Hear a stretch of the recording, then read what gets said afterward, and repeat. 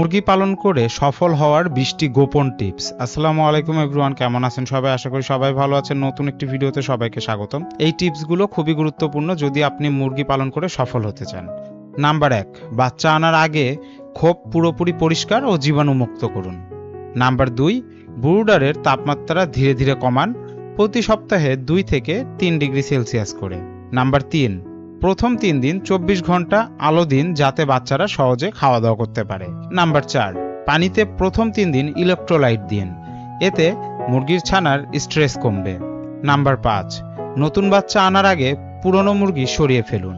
Number 6, খাবার পরিবর্তন করবেন ধীরে ধীরে, হঠাৎ নয়। নাম্বার 7, মুরগির লিটার যদি ভিজে যায় সাথে সাথে পরিবর্তন করুন, কারণ এটাই রোগের উৎস। নাম্বার 8, প্রতিদিন অন্তত 2 বার খামার পর্যবেক্ষণ করুন।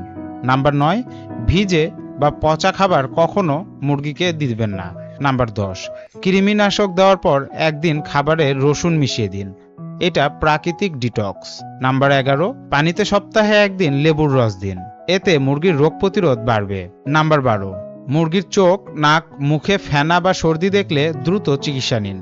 নাম্বার 13, প্রতি মাসে একবার খোপে ব্লিচিং পাউডার দিয়ে ধুয়ে নিন।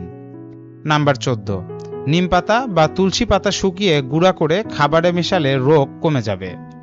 নাম্বার 15, পানির ট্যাঙ্ক বা ড্রাম সপ্তাহে একবার পরিষ্কার করুন।